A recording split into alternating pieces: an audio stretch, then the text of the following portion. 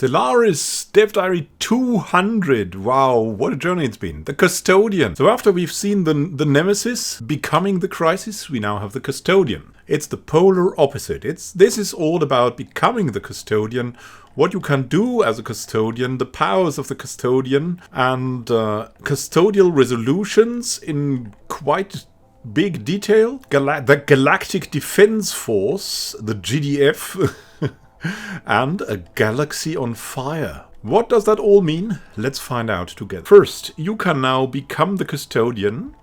As soon as there's a Galactic Council, the Galactic Community can propose to elect one of the Council members to become the Custodian. It's possible to have multiple proposals going on at once, but as soon as the resolution is passed that elects a Custodian, others cannot be proposed anymore, as the choice has already been made. So you can become a Custodian. How do you become a Custodian? You get nominated, or you nominate yourself for 300 influence. Then you can become the Galactic Custodian. When decisive action is needed, a member of the Council can be elevated to the position of Galactic Custodian. The Custodian is granted special powers and can propose new and powerful resolutions. So you can protect the galaxy, and you'll get rewarded with power. Now then, you could get appointed once you've won the vote.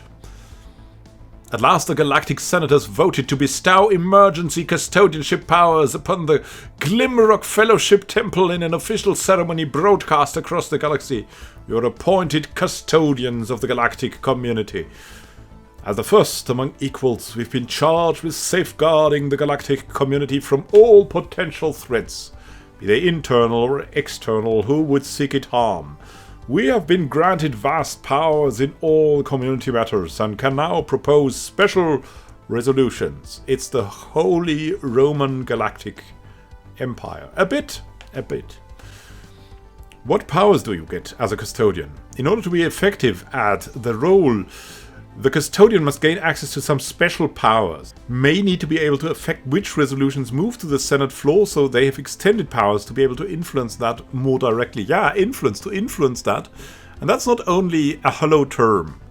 Most of these actions cost you influence, as it is usual with the Galactic Community proposals. But finally, the Galactic Community gets teeth. So what can the Galactic Custodian do as special actions? He can prematurely end the session, causing a vote directly.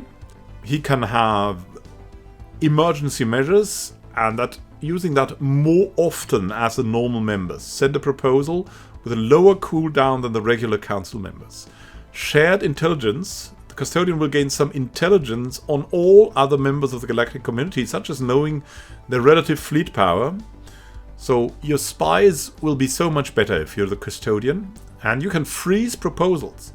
The Custodian can pay 200 influence to freeze a resolution for 4 years, making it impossible for the resolution to move to the Senate floor for the duration. Then we have some special custodial resolutions. Let's look at these step by step. As you can see, here's an overview.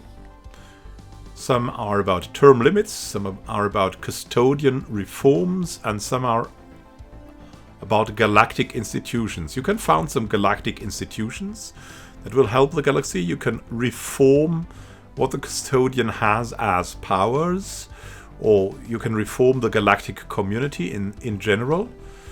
And then term limits, you can basically change your own term.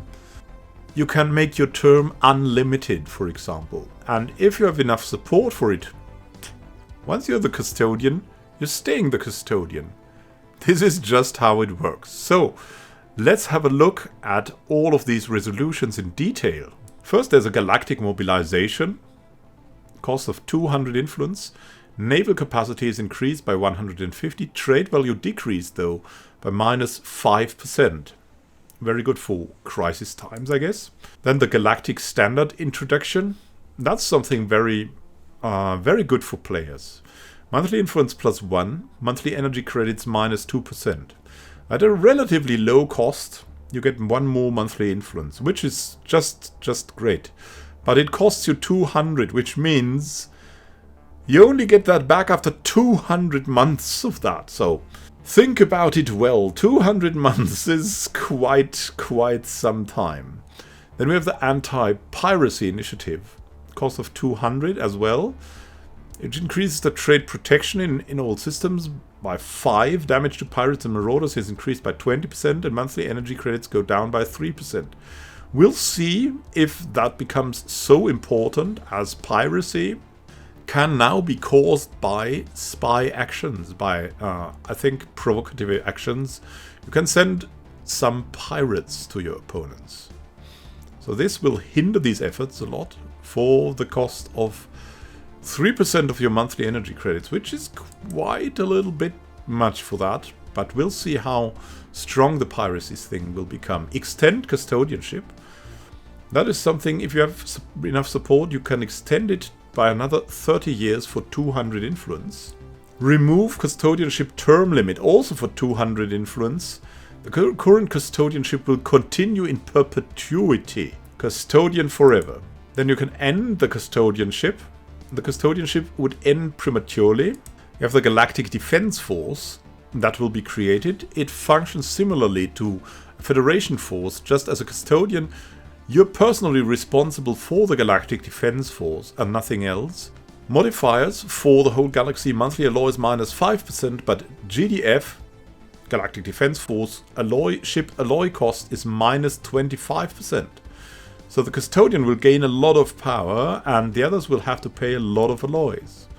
Interstellar Navigation Agency, also there for 200 influence. Monthly energy credits -2%, that's the cost. Community space sublight speed +15%. Very helpful, but a little bit harshly priced, I guess. But still, 15% space sublight speed is nothing to sneeze at. Then the Galactic Trade Organization that you can found. Trade value +10% and pop consumer goods upkeep +3%. And that's, I think, a no-brainer with all the bonuses you get, especially in the endgame when this becomes relevant. Definitely want to do it. The GTO will serve as a galactic regulatory body that enforces trade standards and resolves disputes. Then we have the Galactic Police, Galpol, similar to Europol, costing 200 influence. Decreases crime in general by 15 and costs energy credits 2% of the monthly energy credits, which is, I think it's a little bit pricey, but it can help tons, especially in times when you have overpopulation and unemployment. And this is the Galactic Defense Force ship designer. To that will come later. You see, it's just like your standard ship designer, just with the Galactic Defense Force logos. Oh, auto-generate designs, no! Then we proceed to the Galaxy on Fire. After we have gloriously hammered the crisis into obscurity as a custodian, the service as a custodian is no longer needed, and the powers that came with the responsibility could be returned. Maybe it was a really tough fight. A war in the galaxy is sure to remember, and maybe you needed to ask the Galactic Community for more powers in order to win against the crisis. Powers that you may not want to give up so easily. This very much captures what they're trying to do with Nemesis. After one crisis has been defeated, maybe the next one is just around the corner, and this time it's a diplomatic one. And there's nothing saying here in the next week we'll talk about this and that. So I think that the launch of Nemesis is very, very close. Very close. Maybe even next week. But I would suppose next week there will be a big patch notes thing. And then the week after there will be the actual release. That was quite interesting.